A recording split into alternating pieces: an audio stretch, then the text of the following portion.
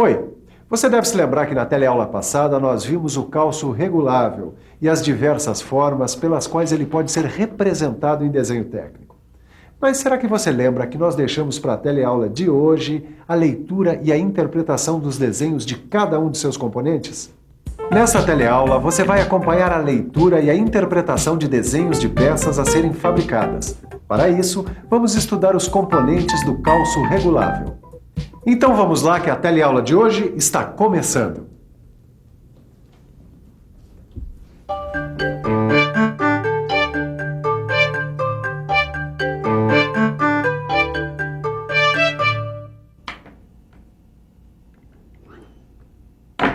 Pronto, Miguel. Agora já dá para analisar o desenho da base do cálcio regulável. Ótimo.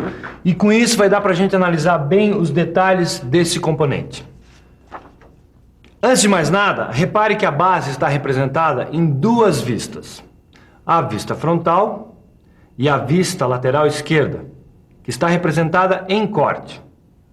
Isso está indicado por essas áreas achuradas aqui. Se você prestar bastante atenção nessas duas vistas, vai conseguir interpretar todos os elementos desse componente. O rasgo centralizado, o furo retangular e o furo passante. As cotas básicas da base são largura de 20 milímetros, altura de 70 milímetros e comprimento de 50 milímetros.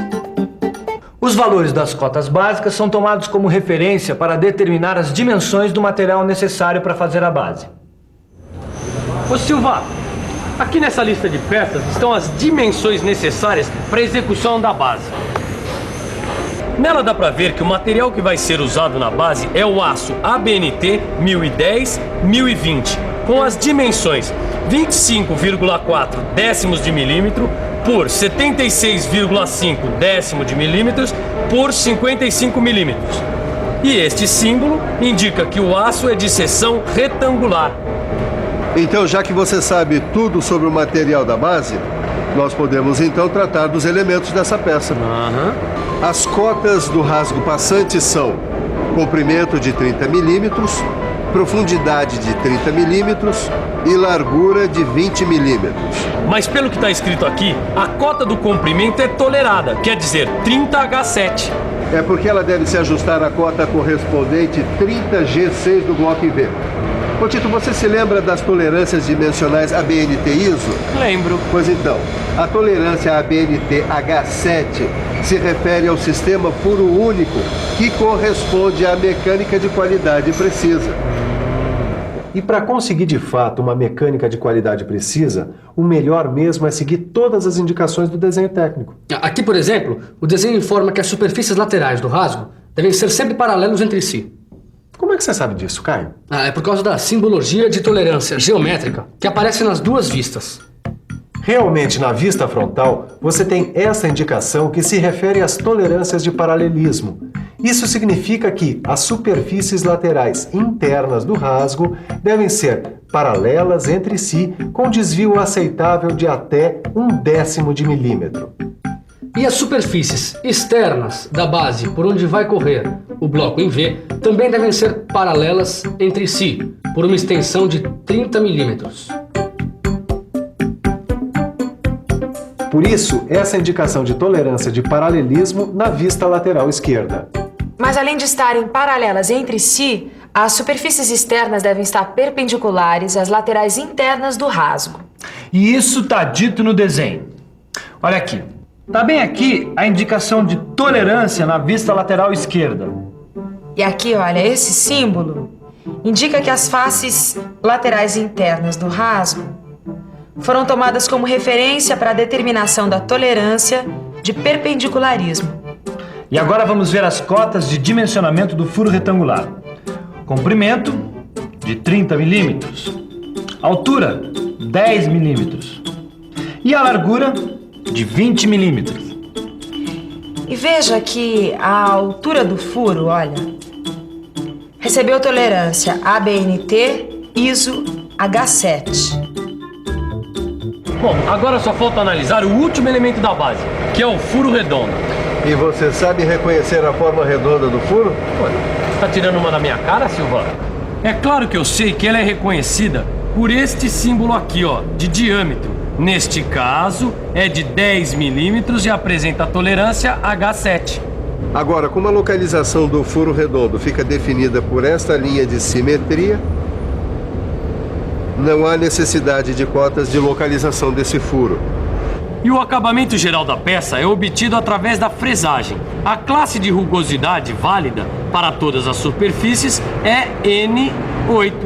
Para completar de vez a interpretação do desenho de componentes da base, só falta ver que o afastamento geral das cotas não toleradas é de mais ou menos 1/10 de milímetro e que o desenho foi realizado em escala natural, ou seja, 1:1 no primeiro diedro. Bom, Silva, já estamos prontos para os próximos componentes. Ótimo. Agora já podemos interpretar o desenho do componente bloco V, que é a peça 2. Ele está representado em 3 vistas. Vamos começar pela interpretação da vista lateral esquerda, que é representada em corte. A indicação do plano de corte não foi representada em nenhuma das outras 2 vistas, porque a sua localização já é clara. Essa peça tem 4 elementos. Um rasgo em V, passante, um rasgo em T, passante, e 2 rasgos retangulares paralelos. E as dimensões básicas dessa peça são comprimento de 42 milímetros, altura de 30 milímetros e largura de 30 milímetros. Bom, agora que o pessoal já viu as dimensões básicas do bloco em V, bem que a gente podia procurar saber de que material a peça deve ser feita. Tem razão. Para isso, vamos dar uma olhada aqui na legenda. Nela, a gente já fica sabendo que o material para a fabricação dessa peça é o ferro fundido de seção quadrada, como indica este símbolo aqui. E as dimensões da barra de ferro são 35 milímetros por 35 milímetros por 48 milímetros. Bom, então agora a gente já pode analisar cada um dos elementos do bloco. Vamos lá? Repare que as medidas do rasgo em V estão indicadas na vista frontal. Essa aqui, olha. E são 2 milímetros, 11 milímetros, 20 milímetros e 90 graus. E aqui, olha, na vista lateral esquerda, está indicado o comprimento do rasgo, que vale 30 milímetros. Agora note que a linha de simetria que atravessa as vistas frontal e superior dispensa a indicação de cotas de localização do rasgo em V. Já as medidas do rasgo em T estão indicadas na vista frontal e são 3 milímetros, 7 milímetros, 16 milímetros e 11 milímetros. E a cota 30, na vista lateral esquerda, completa as informações sobre o tamanho do rasgo em T. A localização do rasgo em T é dada pela linha de simetria. Muito bem, agora só fica faltando a gente saber quais são as medidas dos rasgos retangulares paralelos desse bloco em V. Bom, deixa essa comigo, ó. Estas são as medidas dos rasgos retangulares paralelos, 20 milímetros e 30 milímetros. E a localização dos rasgos paralelos é dada pela cota 5. E olha uma coisa aqui, Tito. Apesar das profundidades dos rasgos não aparecerem diretamente cotadas, suas cotas podem ser encontradas a partir da cota 30G6, aqui na vista superior. Já sei, essa cota aparece com tolerância ABNT ISO G6, porque se refere ao elemento que se ajusta diretamente com a cota 30H7 do rasgo da base. É isso mesmo, Tito. A tolerância de furo H combinada com a tolerância G de eixo produz um ajuste deslizante justo. A largura dos rasgos paralelos, que é 20H7, também é tolerada. Isso porque essa superfície se ajusta com a lateral da base 20G6. É que o deslizamento do bloco em V na base do calço regulável depende da precisão do paralelismo e do perpendicularismo das superfícies que se ajustam. Não é por isso que foram indicados com estes símbolos as tolerâncias de posição na vista superior? Exatamente. E agora, só para arrematar, vale a pena observar essa inscrição, que indica que o acabamento geral da peça corresponde à classe de rugosidade N8. Esse acabamento é obtido pela operação de fresagem. E só para as cotas não toleradas, vale o afastamento geral igual a 0,1. Pronto, agora já dá para analisar o terceiro componente do cálcio regulável, que é o parafuso. Observe que o parafuso está desenhado nas vistas frontal e especial, sendo que as duas estão representadas em escala natural. Bom, na legenda, a gente vê que o material para a confecção do parafuso é o aço ABNT 1010-1020 com 19 milímetros de diâmetro e 50 milímetros de comprimento. Então agora vamos passar as medidas do parafuso. O diâmetro externo é de 10 milímetros. O comprimento total, 46 milímetros. E o comprimento da parte roscada, 32 milímetros. A altura da cabeça, de 2,5 milímetros. E a distância das faces paralelas da cabeça é de 15 milímetros e o diâmetro da cabeça é de 18 milímetros. Como você já deve ter visto, a cabeça do parafuso não tem a forma de círculo completo. Ela apresenta duas faces paralelas planas.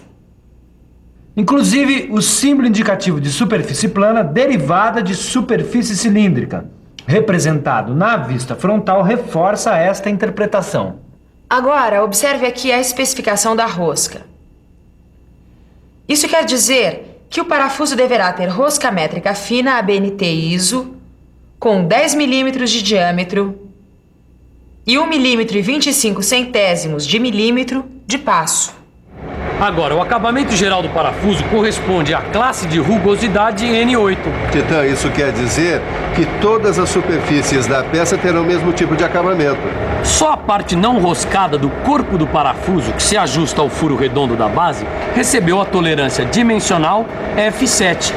E para as demais cotas, vale a indicação de afastamento geral, mais ou menos 0,1 décimos de milímetros. Titão, você sabe que a cabeça do parafuso se encaixa no rasgo em T do bloco em V, não sabe? E daí? Daí, só que não existe a tolerância das medidas da cabeça do parafuso e do rasgo, porque a folga é acentuada. É interessante reparar que o conjunto parafuso e porca, além de servir de fixação para o bloco V, ele também serve como elemento de transmissão de movimento. Já que o conjunto parafuso-porca funciona como elemento de transmissão, que tal a gente dar uma olhada na representação da porca? Eu acho ótimo. Afinal, esse aí não é o quarto e último componente de cálcio regulável? É sim, Caio. Vamos começar analisando as estrias da porca. E o que são estrias? Olha aqui. São sulcos, arestas ou caneluras feitas na superfície de uma peça usinada. Então essa peça tem 12 estrias. Mas e as medidas da peça? Bom, as medidas da porca são diâmetro externo de 28 milímetros, altura da porca de 10 milímetros. As medidas do chanfro são 2 a 45 graus. O ângulo de centro a centro das estrias é de 30 graus e o diâmetro externo da rosca é de 10 milímetros. Pera aí, Ananias. Por que a altura da porca foi tolerada com tolerância ABNT ISO? Ora, Caio, porque a porca se encaixa no furo retangular que tem a mesma dimensão nominal, também tolerada H7. Como é que eu vou esquecer isso? Então, se prepara que agora é a hora da revisão. E atenção, se liga aí que é a hora da revisão. Na teleaula de hoje, você acompanhou a representação dos componentes do cálcio regulável e ainda praticou a leitura dos desenhos técnicos da base, do bloco em V, do parafuso e da porca. Bom, agora que você já estudou a representação dos componentes do cálcio regulável, você já pode praticar sozinho. E o seu livro de estudos traz mais exercícios para você ficar sempre afiado. Bom, mas olha, é melhor você praticar logo, porque na próxima teleaula tem mais, hein? Até lá! Tchau!